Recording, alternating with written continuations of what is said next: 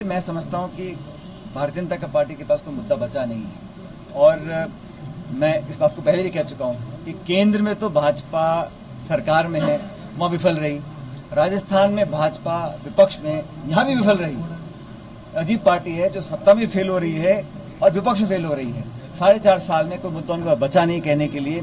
आपसी झगड़ों में इतने फंसे हुए हैं और जो एक जिम्मेदार ऑपोजिशन का काम होता है सदन के अंदर सदन के बाहर, उस काम वो कर नहीं पाए। इस प्रकार की बातें फैलाना और एक चर्चा करना चुनाव से पहले भाजपा की पुरानी आदत है। लेकिन कांग्रेस पार्टी आने वाले समय में तेलंगाना, छत्तीसगढ़, मध्य प्रदेश और राजस्थान, इन 4 राज्यों के चुनाव होंगे साल के आखिर में और मुझे पूरा विश्वास है कि चारों राज्यों में सरकार कांग्रेस पार्टी की बनेगी। आप अगर प्रधानमंत्री जी के भाषण सुनेंगे तो जैसे जैसे चुनाव पास आते रहते हैं उनके भाषण पॉलिटिकल हो जाते हैं और मुझे उम्मीद थी कि आज जब वो आए हैं, पिछले 6-7 महीने में कई आधा दर्जन बार वो आए हैं, आज भी इन्होंने ERC पेपर की घोषणा नहीं करी।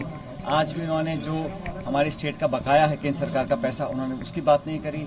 और बहुत सारे प्रदेश के मुद्दे हैं जो हमारे तमाम जो 25 सांसद लोकसभा के हैं, कई बार वो हमने भी उनको आग्रह किया कि आप इन मांगों को पूरा कराएं, लेकिन दुर्भाग्यवश वो काम पूरा नहीं कर पा रहे हैं। और सदन चल रहा है पार्लियामेंट और वहाँ पर अविश्वास प्रस्ताव विपक्ष लेकर आ रहा है, लेकिन मणिपुर के मुद्दे पर जिस प्रकार से उन्होंने मौन व्रत धारण किया हुआ है और वहाँ पर हम सब इतना चाहते हैं कि चर्चा हो, चर्चा होने के बाद एक उचित कार्रवाई हो, क्योंकि आज 3 महीने हो गए हैं और हमारा एक उत्तर पूर्वी क्षेत्र का एक महत्वपूर्ण राज्य जहाँ पर 3 महीने से सरकार नाम की चीज़ बची नहीं है, जनता का इकबाल खत्म हो चुका है। वहाँ इतनी मौतें हो गई हैं, एक तरह का आपस में जो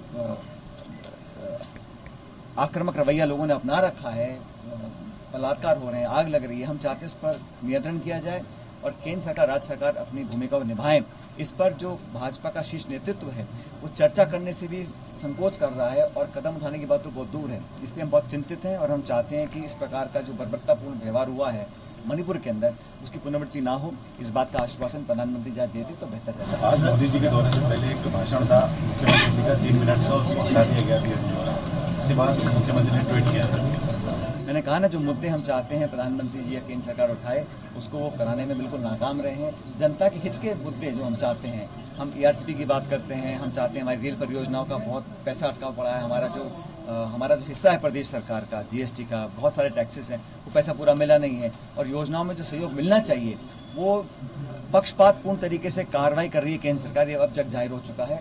और चुनाव आते आते मैं समझता हूं कि इस प्रकार के राजनीतिक भाषण ज़्यादा होंगे, बजाय इसके कि डेवलपमेंट वर्ड्स की बात करें, विकास की बात करें। तो उनका जो भाषण था वो बिल्कुल जो उम्मीद हम करते थे लगभग उसी प्रकार उन्होंने भाषण दिया।